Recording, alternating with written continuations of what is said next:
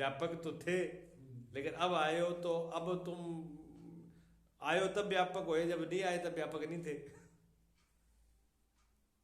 अब उनकी समझदारी क्या है? ये मूर्खता है, समझदारी नहीं है। क्यों? जो व्यवहार काल में जो प्रश्न पूछा जा रहा है, अब उसको व्यवहार काल में उत्तर देना चाहिए। अब अध्यात्म की तो बात वहां हो ही नहीं रही। हाँ, भी शरीर के बारे में तो पूछा जा रहा है। फिर पूछा आपका नाम, कहते जी हमारे ही नाम है सब, सब जितने भी नाम है एक मेरे ही है, मेरे अलावा किसी का ही नहीं। जब मेरे अलावा कुछ है ही नहीं तो नाम भी मेरे ही है। तो ये तो फिर व्यवहार नहीं हुआ। फिर पूछ लिया आप कहाँ से, कब जन्म हुआ? हम तो अजन्म है, जन्म हमारा हुआ ही नहीं। स्थान कौन सा है? सब मेरे ही स्थान है। अब उसे क्या किया जाए? उसे मौन ही हो जाएगा आदमी भी। इसको कुछ कहो, जो बात व्यवहार की है उतनी व्यवहार में ही होनी चाहिए। जब परमार्थ की बात हो, अपने अनुभव की, अपने जीने का, हाँ तब उसमें रहो आत्म में। तो इसमें अलग, दोनों को अलग अलग करना ये विवेक का काम है, समझ का काम है, प्रकाश। वैसा ही बर्ताव करें। तो ये अमुख्य है, अहंकार है। ठीक है। शुद्ध अहंकार, अशुद्ध अहंकार, सामान्य अहंकार, विशेष अहंकार, मुख्य अहंकार और अमुख्य अहंकार, ये दो दो प्रकार के बताए हैं वेदांत में। इसके आगे का जो है, जिसे कहते हैं अज्ञान। अज्ञान भी दो प्रकार का है। एक अज्ञान तो है समष्टि अज्ञान, और एक ज्ञान है व्यष्टि ज्ञान। समष्टि का मतलब होता है सब जगह। एक तो अज्ञान थोड़ा होता है, थोड़ी जगह पर होता है, एक बड़ी जगह पर होता है। कैसे? जैसे समष्टि, समष्टि में जब कहा तो पूरा वन है, पूरा वन, वन तो समष्टि है। और वन में से एक पेड़ निकाल लो, वो व्यष्टि हो गया। ऐसे मनुष्य जाति, मनुष्य जाति में सभी आ गए और एक मनुष्य निकाल लिया। एक सामान्य एक विशेष। हाँ नहीं, एक समष्टि एक व्यष्टि है। ऐसे सामान्य विशेष नहीं है। सामान्य विशेष का अर्थ दूसरा होता है। हाँ, समष्टि मैंने सब, व्यष्टि मैंने उसका एक अंग। ठीक है ना?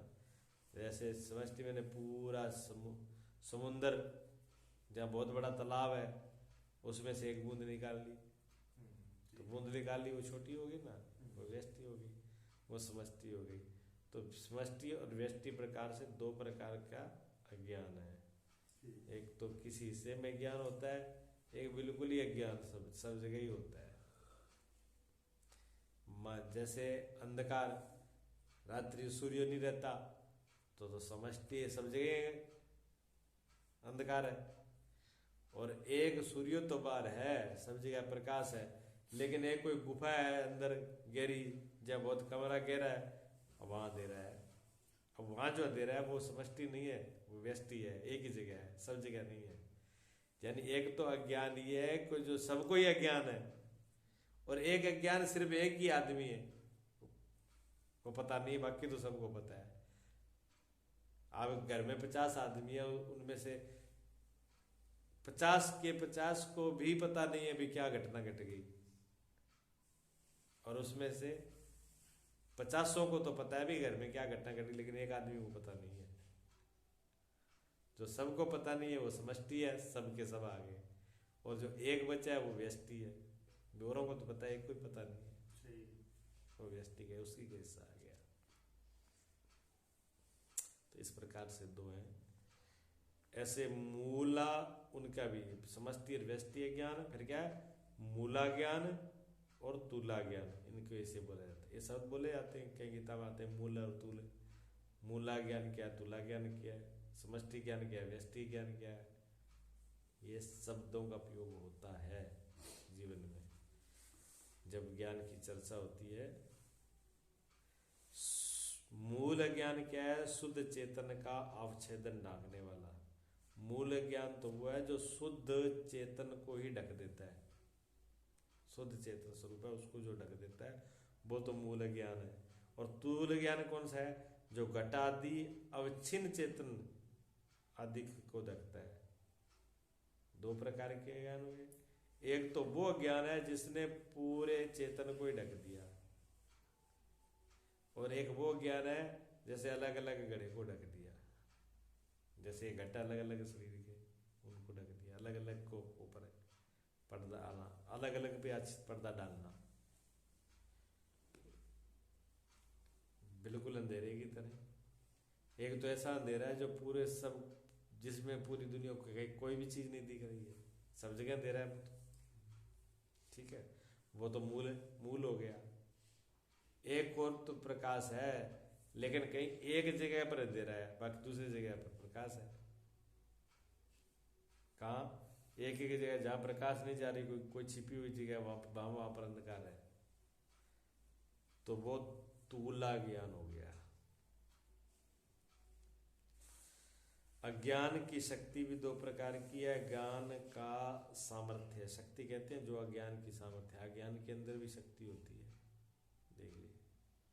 अगर अज्ञान में शक्ति ना हो तो इतनी दुनिया जो है भ्रम में रहे नहीं। जो धक्के खा रही है दुनिया, जो फिर रही है, तो कोई ना कोई तो बल है उसका, न होने का भी बल है, होने का बल है, न होने का भी बल है। अज्ञान में ताकत नहीं हो तो इतना चक्कर, इतना भ्रम में, इतनी झंझट है, क्यों? उसमें भी है। जिस घर में कोई नहीं रहता उस घर में चूहा भी राजा बन जाता है। जिस घर में कोई ना हो उसमें चूहा भी मालिक बन जाता है, और सब कुछ, पूरी दुकानदारी अपनी चलाता है उसके अंदर, क्यों? कोई है नहीं ना दूसरा। और जब मालिक को होता है तो चूहा फिर दिखाई नहीं देगा। तो ऐसे जहाँ पर एक तो मुख्य ज्ञान होता है, और इस ज्ञान अज्ञान की दो शक्तियां हैं। सामर्थ्य, शक्ति नाम सामर्थ्य का है, ताकत का है। आवरण शक्ति अधिष्ठान के ढपने वाली, अज्ञान में सामर्थ्य है। जो आवरण शक्ति है, जो पर्दा है, वो क्या? अधिष्ठान को, जो अधिष्ठान है, मूल आधार है, उसको ढकने वाली है। एक तो वो पर्दा है। दूसरा पर्दा क्या है? विक्षेप शक्ति प्रपंच और ताके ज्ञान रूप विक्षेप की जनक और अज्ञान में सामर्थ्य है। ये भी अज्ञान सामर्थ्य है। एक तो सिर्फ पर्दा डाल रखा है, एक तो अज्ञान की वो शक्ति है जिसने सिर्फ चेतन को ढक रखा है, पर वो कुछ कर नहीं रही है। एक शक्ति वो है। दूसरी अज्ञान की क्या शक्ति है? विक्षिप्तता पैदा कर देना, उछल कूद पैदा करना है। जैसे जल है समुद्र में, एक जल है तालाब के अंदर, उसके ऊपर सिर्फ काई आ गई, काई की वजह से वो जल दिखाई नहीं दे रहा, लेकिन बिल्कुल शांत है तालाब, कोई हलचल नहीं है। एक ऐसा तालाब है, काई तो है ही है, लेकिन उछल कूद बहुत है उसके अंदर, विक्षिप्तता बहुत है, परेशानी बहुत है। एक ऐसा आदमी जो अज्ञानी है, मूर्ख है, लेकिन शांत है, कोई टेंशन नहीं है, जैसे पशु होता है। अब भैंस को क्या टेंशन है कि इलेक्शन में कौन जीतेगा, कौन हारेगा, सरकार किसकी आ रही है, भैंस को टेंशन है। अच्छा, टेंशन नहीं तो क्या भैंस ज्ञानी है इसलिए टेंशन नहीं है? टेंशन तो ज्ञानी को नहीं होती, तो भैंस ब्रह्म ज्ञानी तो है नहीं, ब्रह्म ज्ञानी भी नहीं है लेकिन अशांत भी नहीं है। देखिए, एक ही चीज है उसमें, क्या कि अज्ञान का इतना बड़ा पर्दा है उसके ऊपर कि उसको कोई भी लेना देना नहीं है किसी से, सिर्फ इतना ही लेना देना है, भूख लगी हो तो खा लो। हाँ, भोजन अगर नहीं मिले, पानी नहीं मिले, तो भैंस को भी टेंशन होगी, परेशानी होगी ना फिर। तो किसी अर्थ में तो उसको है, लेकिन वैसे किसी बात का जब ज्ञान नहीं है तो वो नहीं है, प्रमाण तो इतना ही लेना है। और ब्रह्म ज्ञानी को होती नहीं है, अज्ञानी व्यक्ति को भी नहीं है। बहुत जो बहुत लोग है ऐसी अवस्था वाले होते हैं जिनको कोई भी ज्ञान नहीं होता, उनको भी ज़्यादा टेंशन नहीं होती। वो ये नहीं जानते कौन आ रहा कौन जाता, ठीक है आप वोट डाल देंगे, हमें क्या कर लेना, पता ही नहीं। अब एक व्यक्ति को ज्ञान है उसके साथ में, देखो आप पर्दा, वो तो अज्ञान वाला पर्दा तो है ही है, दूसरी शक्ति उसके अंदर क्या शुरू हुई कि उसको ये ज्ञान है कि वो उसमें अब रस ले रहा है, भी कौन क्या जीतेगा क्यों हारेगा, इतना उसको अंदर ज्ञान है। तो अब उसको विक्षेप होगा, कुछ ऐसा नहीं हो जाए, कोई वैसा हो जाए। अब वो सोच रहा है, टेंशन ले रहा है, बेचैनी हो रही है। जो बेचैन है, जो विक्षिप्तता है, वो दूसरी शक्ति है। दो प्रकार की शक्ति है। दूसरी शक्ति जब आएगी, जब कुछ ना कुछ उसमें हलचल शुरू होगी, थोड़ी किरण आएगी उस पर्दे के अंदर, तब वो शुरुआत होगी। तो ये अज्ञान की दो शक्तियां हैं। अज्ञान की दो प्रकार से ज्ञान काम करता है। एक पर्दा तो है ही है, लेकिन पर्दा के अलावा विक्षेप भी पैदा कर देता है, बेचैनी भी कर देता है। उछल कूद करना, बेचैन करना, वो भी इसी का ही काम है, उसके लिए किसी दूसरे की जरूरत नहीं है। तो यह, इसके बाद उपासना, उपासन। वैसे उपासन का मतलब तो होता है अपने इष्ट के पास होना। मैंने पास में, आसन में बैठना, ठीक है। तो उपासना सदगुरु के पास या अपने इष्ट के पास, परमात्मा के पास होना। जैसे उपासना, उपवास कहते हैं व्रत को, और उपासना ने भक्ति। वैसे तो उपासना में भक्ति होती है, लेकिन इनका मतलब ये होता है अपने आप के इष्ट के नजदीक आ जाना।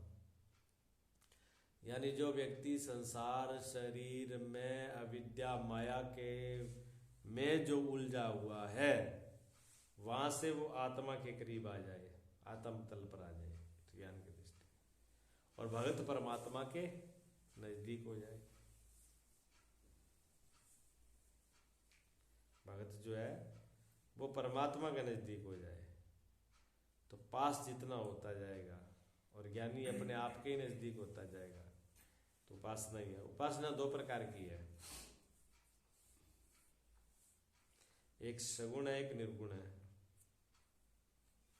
उपासना सगुण और निर्गुण दो प्रकार की। अब सगुण क्या है, निर्गुण क्या है? सगुण है कारण ब्रह्म ईश्वर और कार्य ब्रह्म हिरण्यगर्भादि की उपासना। सगुण में दो चीजें आ गई, एक तो ईश्वर है, इसको तो कारण ब्रह्म दिया है, और दूसरा ईश्वर के कार्य हिरण्यगर्भ। हिरण्यगर्भ जो सूक्ष्म दिव्य स्वरूप है आत्मा स्वर्ण में ईश्वर का ही,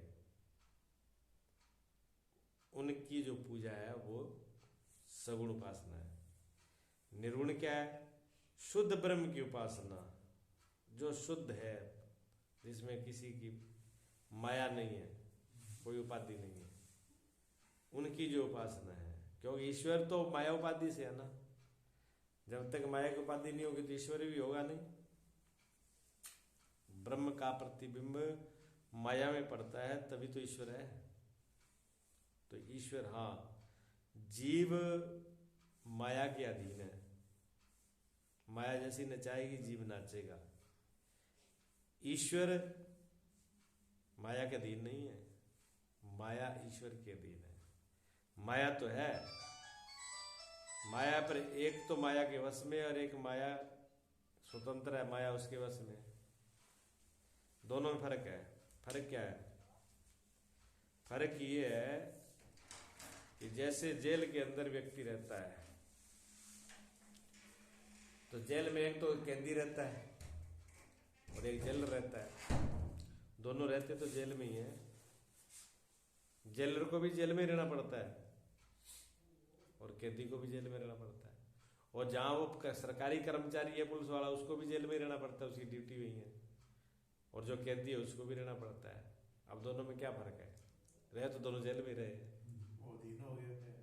एक स्वतंत्र है, एक परतंत्र है। ईश्वर जीव में इतना फर्क है। ईश्वर जीव तो माया के अधीन है और माया ईश्वर के अधीन है। ईश्वर स्वतंत्र है। इसलिए ईश्वर स्वतंत्र है। ईश्वर को कभी भी ज्ञान नहीं करना पड़ेगा, ईश्वर को कभी भक्ति नहीं करनी पड़ती, ईश्वर को कभी उपासना नहीं करनी पड़ेगी, ईश्वर को कोई योग या तप की जरूरत नहीं है।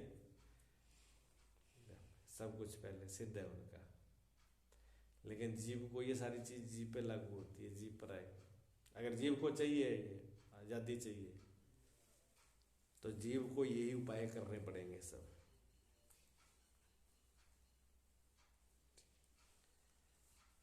तो स्वतंत्रता परतंत्रता में इतना अंतर है, एक ही जगह रह रहे हैं दोनों।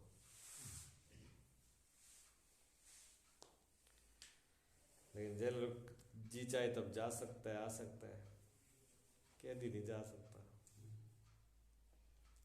जेलर चाहे तो छुट्टी ले ले, लेकिन कैदी नहीं जा सकता। कैदी को तो भुगतना है। जेलर चाहे वो चीज खा ले, लेकिन कैदी जो बनेगा वहां पर रूखा सूखा जो नियम है सरकार देगी वो खाएगा, अपनी मर्जी से नहीं कर सकता है। दोनों में इतना अंतर है। तो स्वतंत्रता में परतंत्रता में इतना अंतर है।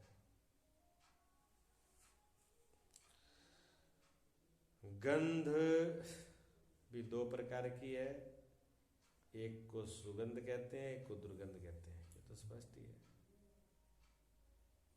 तो गंध आ रही है, लेकिन गंध सिर्फ गंध नहीं होती, दुर्गंध या सुगंध होती है।